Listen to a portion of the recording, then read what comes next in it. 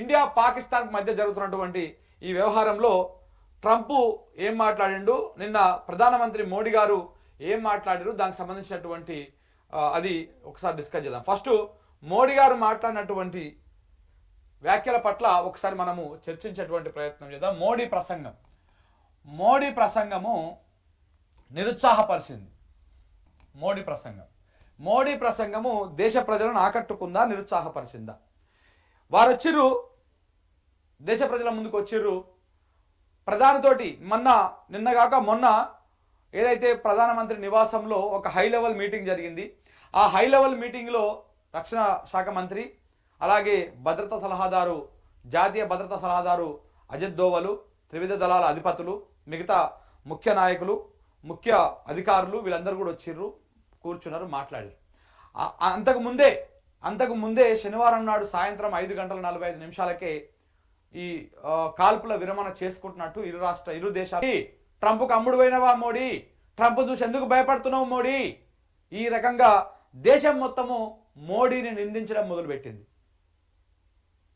ఇదే సందర్భంగా ఇందిరాగాంధీని, లాల్ బహదూర్ శాస్త్రిని, నెహ్రూని, మన్మోహన్ సింగ్ని, వాజ్పేయిని, ఈ ప్రధానులందరినీ కూడా గుర్తు చేసుకున్నది.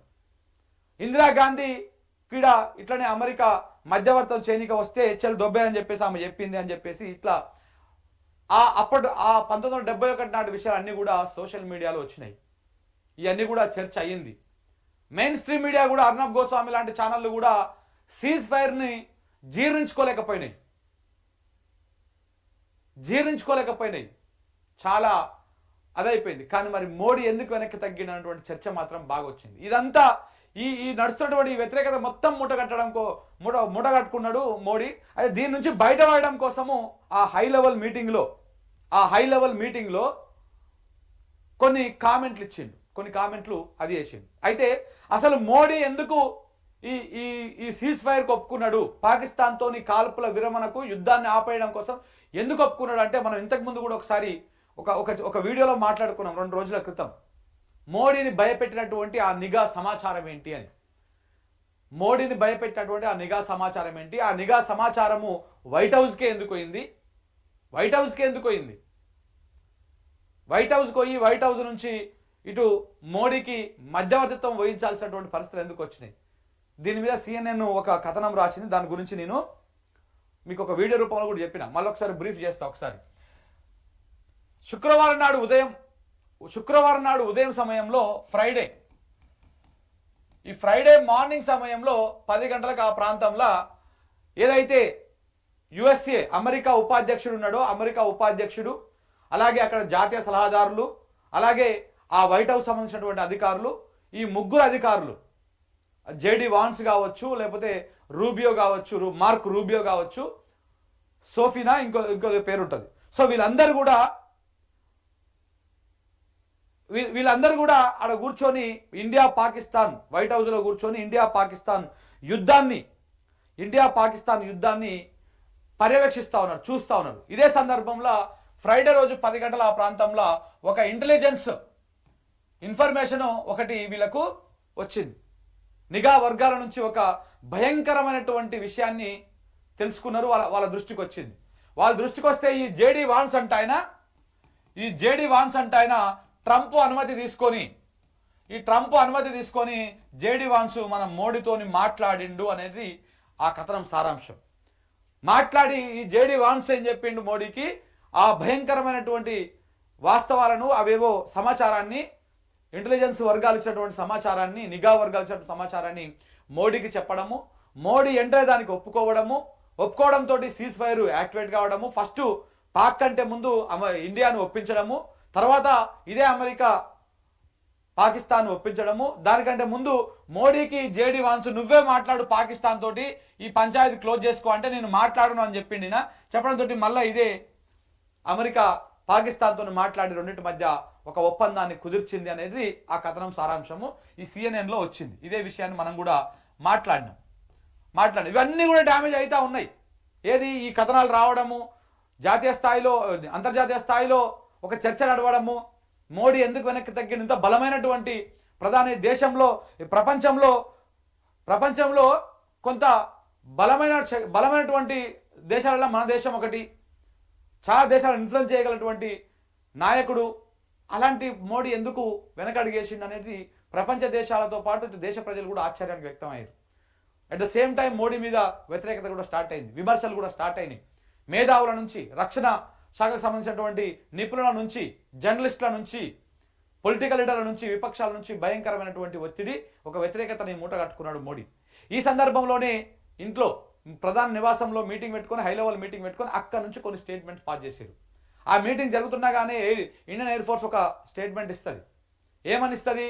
అయ్యా, మేము ఇంకా ఆపరేషన్ సింధూర్ను ముగించలేదు, ఆపరేషన్ సింధూర్ కొనసాగుతూనే ఉన్నది. ఆపరేషన్ సింధూర్లో మాకు అప్పచెప్పినటువంటి ఆ పార్ట్, వర్కప్ పార్ట్ మాత్రమే మేము కంప్లీట్ చేసినాము, ఇంకా ఉంది, అది కొనసాగుతూనే ఉందని చెప్పేసి ఆయన అక్కడ ఇండియన్ ఎయిర్ ఫోర్స్ నుంచి ఈ మీటింగ్ జరుగుతూ ఉంటేనే ఒక స్టేట్మెంట్ వస్తుంది. అయినా మోడీ మీద వస్తున్నటువంటి వ్యతిరేకత కానీ, కేంద్ర ప్రభుత్వం మీద వస్తున్నటువంటి వ్యతిరేకత కానీ ఇంకా తగ్గలేదు, చల్లారలేదు, జనం సాటిస్ఫై కాలేదు. దాంతో మళ్ళీ అదే మీటింగ్లో ప్రధానమంత్రి మోడీ గారు త్రివిధ దళాలకు చెప్పినట్టు కొన్ని స్టేట్మెంట్స్ బయటకు వచ్చినాయి మీడియాలో. ఏమని వచ్చినాయి? మనకు ఎవడి మధ్యవర్తిత్వం అవసరం లేదు. జమ్మూ కాశ్మీర్లో మన ఏదైతే పాక్ ఆక్యుపైడ్ కాశ్మీర్ ఉందో, ఆ పాకిస్తాన్ ఆక్రమించినటువంటి పీఓకేని అప్పచెప్పడంతో పాటు మొత్తము ఉగ్రవాదాన్ని అంతం చేయడం తప్ప అంతకు మించి ఇంకొకటి లేనే లేదు. పాకిస్తాన్తో చర్చలు చేయాల్సి వస్తే ఈ రెండు అంశాల మీద చర్చిస్తాము, ఇంకొక అంశం లేనే లేదు అని చెప్పేసి అక్కడ చెప్పడం జరిగింది.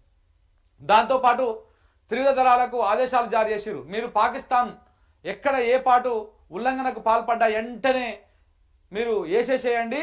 వాళ్ళు ఒక బుల్లెట్ వేస్తే మీరు 4 బుల్లెట్లు దింపండి, 10 బుల్లెట్లు దింపండి. వాళ్ళు ఒక మిసైల్ వేస్తే మీరు 10 మిసైల్స్ వేయండి అని చెప్పేసి దేశ ప్రధాని త్రివిధ దళాలకు ఆదేశాలు ఇచ్చినట్టు ఆ మీటింగ్లో మాట్లాడినట్టు వార్తలు వచ్చినాయి. అయినా కానీ పెద్దగా కాలేదు.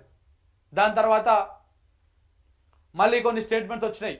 జేడీ వాన్స్, ఎవరైతే జేడీ వాన్స్ నాకు ఫోన్ చేసిండో అదే జేడీ వాన్స్కి ఫోన్ చేసి, బాబు మీ మధ్యవర్తం మాకు అవసరం లేదు, మా పని మేము చూసుకుంటాము, పీఓకేని ఎట్లా సాధించుకోవాలని మేము సాధించుకుంటామని చెప్పేసి ఆయనకు తిరిగి చెప్పినట్టు కూడా వార్తలు వచ్చినాయి. అయినా కానీ డ్యామేజ్ కంట్రోల్ కాలే. తర్వాత త్రివిధ దళాల అధిపతులు వచ్చి ప్రెస్ మీట్లు పెట్టేసి ఏం జరిగింది, పాకిస్తాన్ను ఏ రకంగా, పాకిస్తాన్లో ఉన్నటువంటి ఉగ్రవాద స్థావరాలను ఏ రకంగా మేము మట్టు పెట్టినామని చెప్పేసి వీడియోలు, ఫోటోలు, గ్రాఫీ అన్నిటితో సహా ఎక్స్ప్లెయిన్ చేయడం జరిగింది. 3 దళాధిపతులు ఎక్స్ప్లెయిన్ చేయడం జరిగింది. అది అయిపోయినా కూడా అంటే ఇక్కడ ఇది మొత్తం ఈ సీన్లో సైన్యం గెలుపుగా చూస్తూ ఉంది దేశం, మోడీ ఓటమిగా చూస్తూ ఉంది. సైన్యాన్ని పై చెయ్యి, మోడీ మాత్రం వెనక్కి తగ్గిందనేటువంటి అంశం రకంగా చూస్తూ ఉన్నది. నిన్నటి నుంచి మొన్నటి నుంచి జరుగుతున్న పరిణామాలు చూస్తే క్షుణ్ణంగా, క్లుప్తంగా చెప్పాలంటే గిదే సింగిల్ లైన్లో. ఇది మోడీ విజయం కాదు, ఇది సైన్యం విజయం, మన త్రివిధ దళాల విజయము, ఆర్మీ విజయము, మోడీ ఫెయిల్యూరు, మోడీ ఓటమి అని చెప్పేసి చెప్తా ఉన్నారు. సో కాబట్టి ఈ రకంగా జరిగింది ఇదంతా. ఇవన్నీ జరిగిన నేపథ్యంలో ఏమి డ్యామేజ్ కంట్రోల్ కాలే, ఏ రకంగా కూడా అది కాలే. ఇక నిన్న మళ్ళా ప్రధానమంత్రి మోడీ గారు వచ్చి ప్రసంగించారు. జాతిని ఉద్దేశించి ఆయన మాట్లాడడం జరిగింది. సో అందులో కూడా జాతిని ఉద్దేశించి మాట్లాడిన దాంట్లో కూడా ఎక్కడ కూడా మరి కొత్తగా ఇంకేమైనా చెప్పినాడో లేదు. మనము వారం రోజుల నుంచి మీడియా ఛానళ్ళలో ఏం ప్రసారం అవుతుందో, ఈ వారం రోజుల నుంచి త్రివిధ దళాలు ఏ రకమైనటువంటి ఇన్ఫర్మేషన్ మీడియాకు బ్రీఫింగ్ ఇస్తా ఉన్నాయో, ఈ ఆర్మీకి సంబంధించినటువంటి అధికారులు వచ్చి మాట్లాడిపోతా ఉన్నారో, గదే విషయాన్ని మోడీ ఆయన వాయిస్లో, ఆయన నోటితోని చెప్పడం తప్ప అందులో కొత్తదనం ఏం లేదు. నిన్న దేశాన్ని ఉత్తేజపరిచేటువంటి విధంగా, ఒక భరోసా కల్పించేటువంటి విధంగా మాట్లాడినటువంటిది అయితే ఏం లేదు.